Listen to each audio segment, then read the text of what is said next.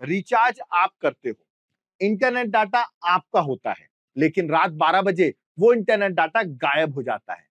ये सुविधा है या खुली लूट है? आज एक बड़ा सवाल उठ रहा है।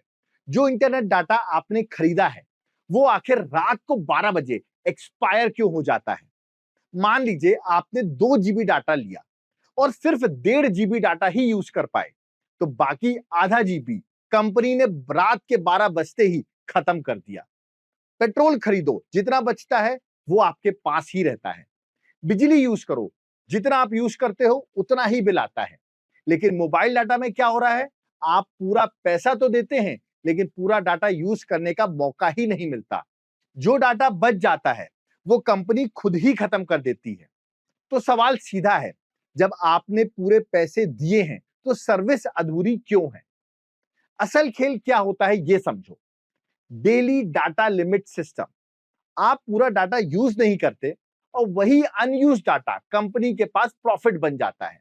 अब सोचिए, करोड़ों यूजर्स हैं, थोड़ा थोड़ा डाटा और हजारों करोड़ का फायदा कंपनी को होता है। अब सवाल सिर्फ शिकायत का नहीं, सोल्यूशन का है। जो डाटा बचा है वो अगले दिन कैरी फॉरवर्ड होना चाहिए, या जो यूजर डाटा कम यूज करते हैं उसे डिस्काउंट मिलना चाहिए, या फिर डाटा ट्रांसफर भी पॉसिबल होना चाहिए फैमिली या फ्रेंड्स को। मतलब सिंपल है, जो हमने खरीदा है वो पूरा यूज करने का हक होना चाहिए। सबसे बड़ी बात, सरकार और टेलीकॉम कंपनीज दोनों ही जिम्मेदार हैं। अगर लोगों का पैसा जा रहा है तो फेयर सिस्टम भी देना चाहिए, नहीं तो ये डिजिटल इंडिया नहीं, डाटा बिजनेस मॉडल बन जाएगा।